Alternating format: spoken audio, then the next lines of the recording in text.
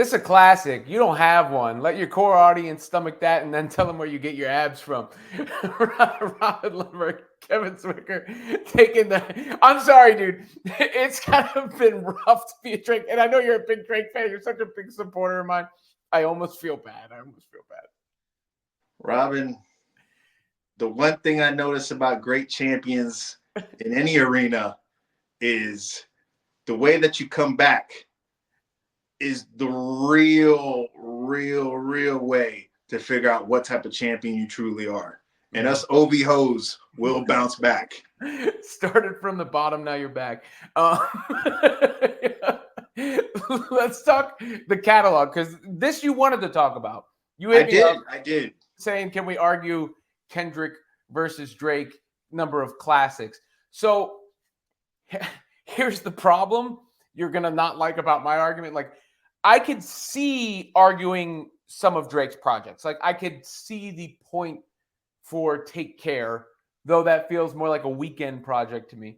Nothing Was the Same is my favorite Drake record, but I don't know if I would call that a classic.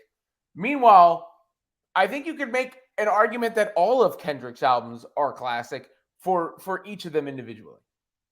So, okay, and let me put a caveat, for the audience. I do realize that Drake has a much larger discography, okay? Mm-hmm. So he does have that advantage over Kendrick. But the way I look at it, man, it's 5-3 Drake over Kendrick when it comes to the classic album category. Drake has 5 classics? I do believe he has 5 classics, sir. So, I mean, the So Far Gone, you're counting that, I'm guessing.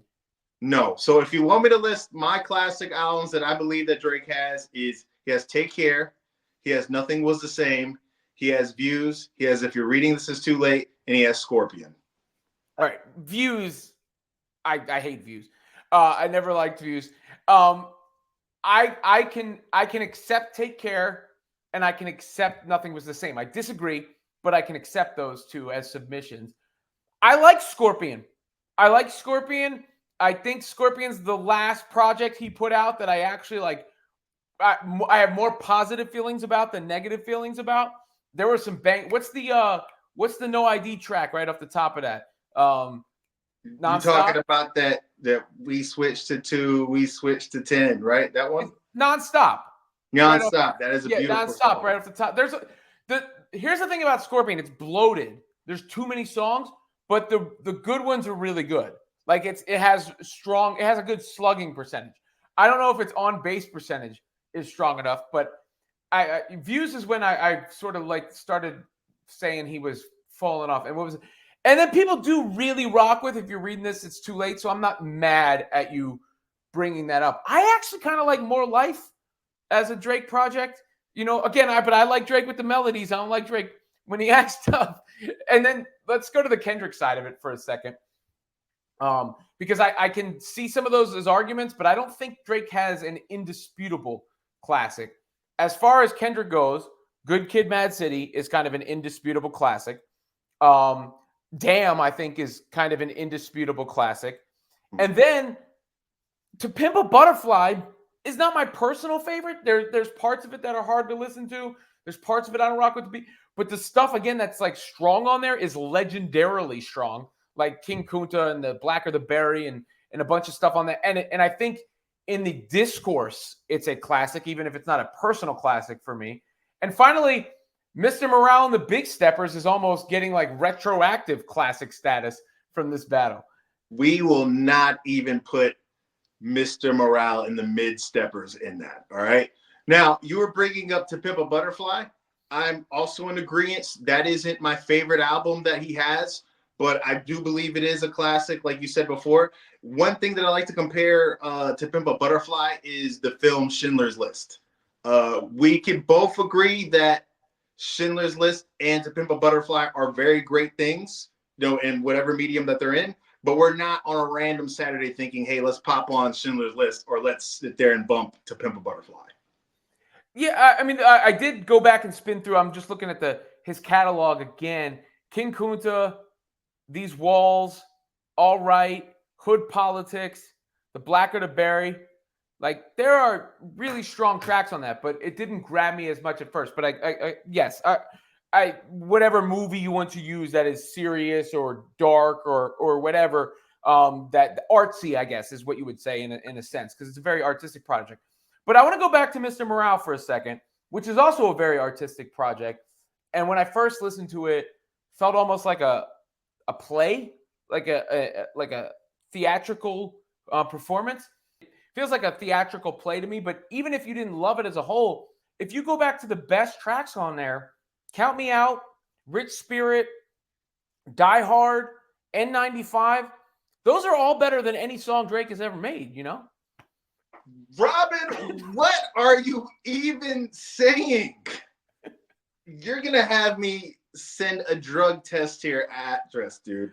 It is insane the amount of hate that you give to the GOAT, and it's disrespectful to not only yourself, but to the whole hip-hop community, and you will be chastised for your crimes.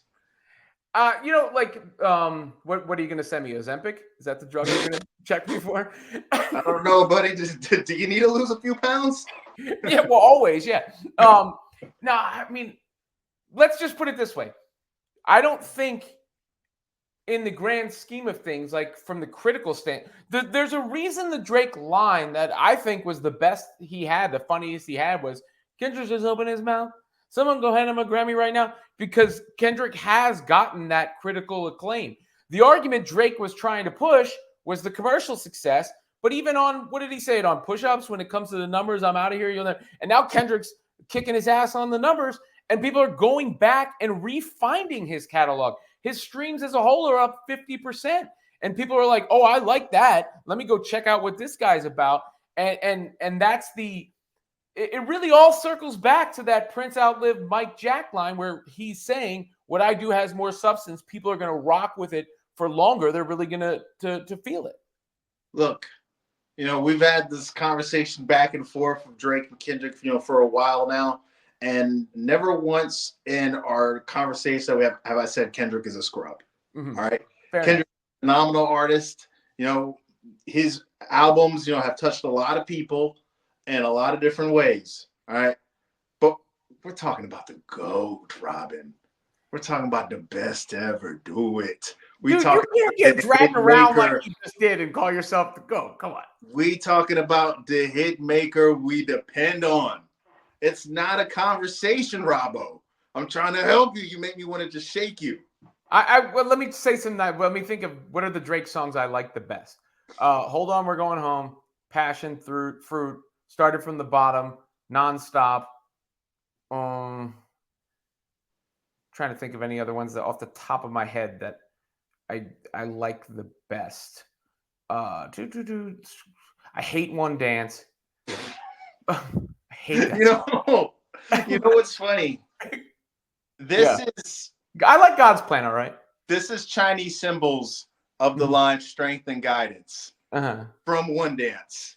So, I apologize.